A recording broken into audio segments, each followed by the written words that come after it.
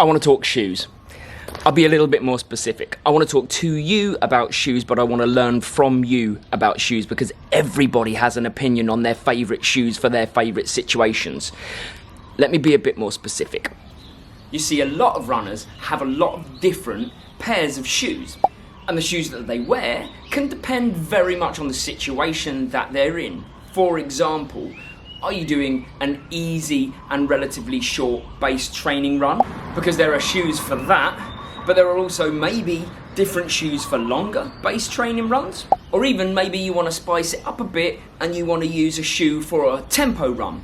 Or even spicier and you want to go to VO2 max hardcore intervals. Or maybe even races. Or longer races. Or maybe even trail races. But ultimately, what we want to do is we want to share with you what we wore in what situations throughout 2021 and how we're starting 2022 with our thinking with shoe choice.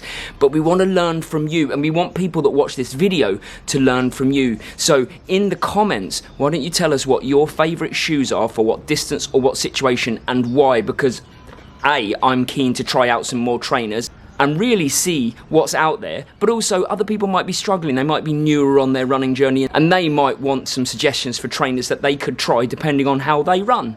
So let's turn this into a community conversation. We're going to go for a run and describe what we've worn in what situations this year, and kind of nice little recap of the year as well. So let's run. You admiring your shoes? New shoes. Alright, let's go. And also, I know it sounds mental, but we're literally running out of where we live to the right, and we've never even been out this way, and we've lived here for over 4.5 months, maybe 5 months. So we're going exploring with you as well. We've explored Thailand and not explored one way out of where we live.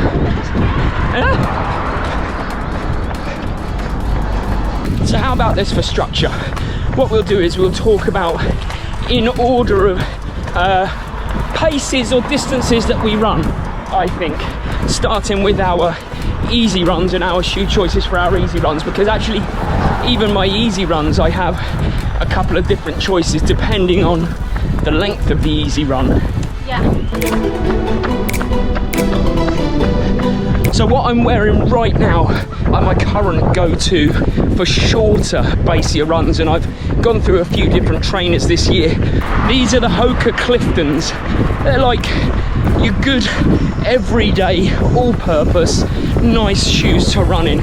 You've got a pair of Hoka Cliftons as well, right? Yeah, I love them for the same thing. Yeah, for easy, shortish to mid-distance runs. They're so comfy. And I even went with the wide fit because I have wider feet, and they have been brilliant for me. They just feel really easy to run in.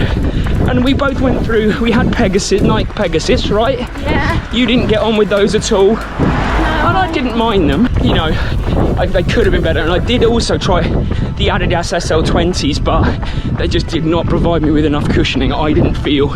So that's how I felt about the Pegasus. They didn't really give me anything back. Yeah, so we're both on, for our short runs mainly, we're on Hoka Cliftons, but I do still run in the Nike Pegasus from time to time because I don't mind them.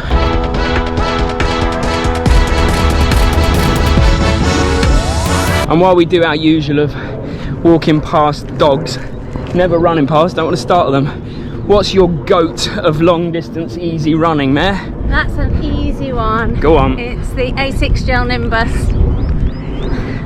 So we both wear A6 Gel Nimbus for our easy long runs, and we have done for many years, right? Yeah, let's get cracking. They are like my home shoe.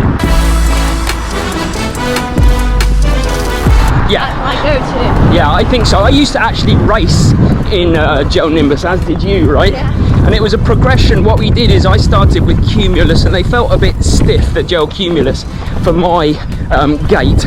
And when we put our feet into the Gel Nimbus, it was very genuinely like running on clouds. So regardless of what happens around our shoe rotation in the future, I know that we're definitely going to be buying we're definitely going to be buying gel Nimbus always. They're going to be our multi-purpose, all-purpose, could do any session in them, but for now we use them for our long, easy runs, and they're just so kind on our legs and feet. Yeah.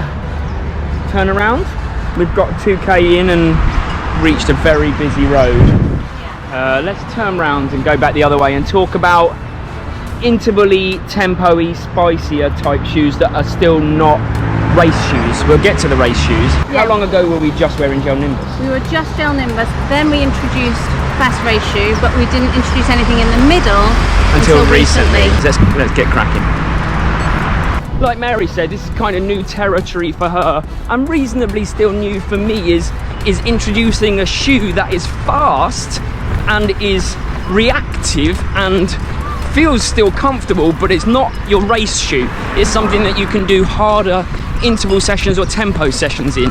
And I've got two different shoes to do that. You've got, what are you wearing on your feet? What are you testing out now? I've got my new Hoka Carbon X2. How do they feel? They feel like a smooth ride. Smooth ride. Can you see why we don't really do shoe reviews on our channel? A smooth ride. I also, in the lead up to my Ironman training, or Iron Distance race training, I did a lot of tempo sessions in the Hoka Carbon X2 as well. That was my go-to shoe for tempos, and they were very reactive. They really made me feel fast with not much energy cost. So they're good shoes and they're worth a go. I do have another shoe that I use for tempo and fast interval sessions. So my other go-to fast shoe, or you could say I use it for tempos, giving the game away a little, is the Nike Tempo Next Percent. There's other words in there somewhere, I don't really know. They use very long names for their shoes, Nike, don't they? Yeah. But it's the Tempo Next Percent, and they're kind of marketed it as the fastest non-race shoe that Nike do, although come on, you can pretty much race anything. And to be fair to them, the tempos, they feel lightning fast when you're doing interval sessions and tempo sessions. What I will probably use the tempos for is not tempos. I will use them for hard interval sessions, and I'll use the Hoka Carbon X2s for tempo sessions. And that kind of brings us to our race shoes, doesn't it? And what we thought we'd do here is kind of a little recap of the races that we've done in the race shoes and how they felt. So we split our race shoes between 5 and 10Ks, or we do now, we didn't at the start of the year. Between 5 and 10Ks, one pair of shoes, and then half marathons and marathons, another pair of shoes, and anything trail we'll talk about at the end. But what's your 5 and 10K go-to nowadays? It would be the Vaporfly. The Vaporfly Next Percent 2. So we've got a pair of Vaporflies and a pair of Alpha Flies, which we really like them both. The Alpha Flies just seem to give more over a longer distance, I think. Yeah, like you feel the return. Yeah. When your legs are getting tired. What races, Mare, have we done wearing Alpha Flies this year, or what achievements have we made? I think we started the year. Did I start with a PB this year? Was that this year? Yeah. Very early in the year, in January in fact, I ran a 17:15 in Alpha Flies on the track, and it just blew my mind how quick and responsive they were. And quickly followed was a PB over the half marathon distance, wasn't it, wearing Alpha Flies for me? Yeah, and I got one you. on the same day. We both got a PB. Was it at Headcorn? Yeah. So at Headcorn, I ran a 1:16. What did you run, a 1:32? Yeah. So then after that came a 5k PB, a sub 20 for the first time for Mary, didn't it? Which was again in the Alpha Flies. On the track. And swiftly moving on into your ultra. Yeah. Now you ran 50 kilometers, but we decided actually to give yourself the best chance, your legs being okay, and to kind of race, if you like. You wore the Alpha Flies again, didn't you? Yeah, because it was virtual, so I was picking the course. It was all road running, and it was only just over marathon distance. And after your ultra came my 10 miler at your 10 miler, but you dropped out because your legs were still shot to bits after the ultra. Mary's just corrected me. I did 2 10 milers, I forgot about that. The one I did where I came second was a week after Mary's ultra, so she didn't run. And then we did another one where I ran with my buddy Tom. That was like the week after. That was the week after, and your legs were still shot, still a bit too early. So fast forward to Bangkok. We're living here. Races are shut down because it's basically shut down. We're training. We're back in the Gel Nimbus, doing a lot of mid-distance running in the Gel Nimbus. Yeah. But then racing comes back round, and Vaporflies are cheaper over here by about 100 quid. So we decided to treat ourselves to a pair, see what the fuss was all about, and they just don't feel, they feel lighter than the Alpha Flies. I think they are lighter than the Alpha Flies, but they just don't feel like they give as much back over a longer distance. However, they're certainly fast over a 5-10k, aren't they? Yeah. I debuted my Vaporflies in the Running Zone 10k heats, and although I didn't qualify for the final, missing out by 6 seconds, Mary qualified and you got to wear yours in the final, didn't you? Yeah, I wore mine in the final. But they felt good, right? Yeah. They do feel light, they do feel responsive. Yeah. We will wear them for shorter, sharper races. Definitely Alpha Flies and Vaporflies. Yeah, I was going to say that the Vaporflies actually feel more natural on your feet. Like they're smaller and feel neater, I think, and more naturally comfortable. They're just not as bouncy and springy and flow, but some people, I can understand why I would prefer that. The Alpha Flies do feel otherworldly, don't they? Yeah. They don't feel space shoes. They feel like running on trampolines. The Vaporflies feel something more normal, like a normal trainer would feel. Yeah. But here's the exciting bit. We can talk about the races that we've got coming up, what shoes we're going to wear, and a few other bits and bobs in a little segment that we used to call, I won't even tell you what we used to call it. We feel very sad it doesn't exist anymore, right? It will be back. People are literally still sending us pictures of their caramel shortbreads, of their coffees, wishing I missed the chance. That's another goal for this year. Get a caramel shortbread. Find caramel shortbreads in Bangkok. Okay, right, let's sum this puppy up. You go.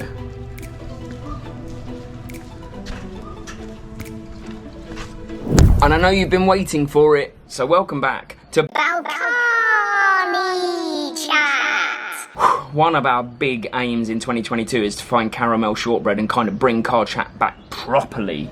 We miss it. I miss those weird days sitting in a car eating caramel shortbread, and it was the only time we got out of our house. Yeah, that was Other than to literally run. lockdown life. Yeah, it was. Highlight of the week. Yeah. Who else misses car chat? We do. Anyway, let's get back to it. What we didn't mention was trail shoes, right? And we used a different pair of trail shoes in the UK to what we use here. So in the UK we used Saucony Peregrines. Well, I transitioned to Nike Pegasus Trail. the Gore-Tex version. Yeah. I've got the Nike Pegasus Trail, but they're not Gore-Tex. You try not to yawn again. Every time we record, you The start worst thing yawning. is you don't catch the yawn. Anyway, I really like the Nike Pegasus Trail shoes. The grip isn't as deep as other trail shoes, but they're super comfortable, and I think they're good for running on different terrains, as long as you don't need a super deep. yeah, they've got lighter lugs. Lugs. What a funny word, lugs. Anyway, the other thing we wanted to talk about before we talk about the races that are coming up is how much that you helped me raise for charity in the year 2021, because it's the end of the year and we gave all of our YouTube ad money, all of it, to the Sam West Foundation throughout the entire year, and we raised... Are you yawning again? I'm so tired. We raised, in YouTube ad revenue that we gave to the Sam West Foundation, 2,836. So that is what a YouTuber of my size earns in views and ad revenue over the year, and we gave it all to charity thanks to you, and we couldn't have done it without you. So thank you for watching. Stick around watching, because we're going to plough all the money back into the channel in whatever way in 2022. Awesome. Race is coming up. This is the last thing. We have, in about 5 days, Mary, you're running a... 32. I thought it was 30, but I think it's 32-kilometer trail race. Yep. And I'm doing the 53-kilometer version, and it's a 1,500 meters of elevation. This is 100% going to be about completing, not competing for me. This is just about enjoying the day. Same. I just want to complete this mission. And then coming after that, quite hot on the heels, we've got a half marathon in Bang Sen. Then I've got a triathlon. I've probably got to get swimming and cycling because I haven't done for a while. Then we've got the Bangkok half marathon. Yeah. Then we've just signed up to another trail race of about 33 kilometers in Ko Chang called the Ko Chang Ultra in March the 12th. And that's just the start. We want to Boston or London Marathon qualify so that we can get back if we need to and race. Because Mary's never done London and really wants to. And we had the places and we had to give them up. Yeah. So we want to re-qualify. We've got to run a qualifying time. So follow our journey for that as well, because we are going to be training at some point for not just a complete race, but a fast marathon. A compete race. PB. So PB marathon territory. Peace out. Next video will be how we prepare, or how I specifically prepare for a trail ultra. We've done trail races, now trail ultra. Okay. And then race experience Then races coming up. coming up. See you soon.